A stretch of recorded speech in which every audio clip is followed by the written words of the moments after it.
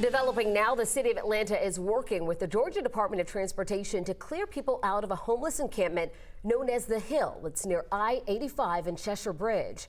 As many as 100 people had been living there, but there have been some safety concerns with a big fire breaking out there just 2 weeks ago. Our Caitlin Ross is there live for us this evening. And Caitlin, you've seen a lot of heavy equipment and machinery out there all day long. Exactly, Jennifer. You can see they've already started this cleanup. They've got bags of trash lined up here along the road, and the heavy machinery was going up this hill all day trying to bulldoze some of what was left behind. They say this is going to be a massive project. Bulldozers and bobcats trekked up the hill in Atlanta today, clearing what's left of an encampment that's been home to hundreds of homeless people in Atlanta for the past 10 years. There's folks out here feeling very alone, abandoned, lost. I'm hoping to reconnect with them. That's why I'm out here.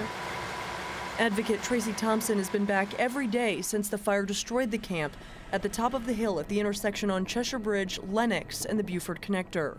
I'm hoping to quickly reconnect with those who aren't placed. Before the heavy machinery came up to the camp, video shows piles of burned out tents and burnt clothing from the fire.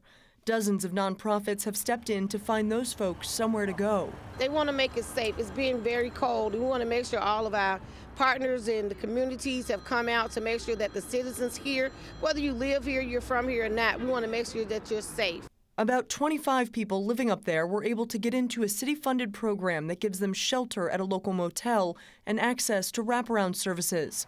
But Tracy says many more are left now with nowhere to go. My phone's blowing up, and there's a lot more out here that aren't going to have that opportunity. The motel's full. In a statement, GDOT told 11 Alive urban camping is illegal and creates a public safety hazard. The agency says this type of cleanup can cost up to $100,000 in taxpayer money, and they just started cleaning up the biohazards at this site today. And, you know, this has been a community. And though it's gotten a lot of negative attention, there's a lot of people here that rely on each other to share resources.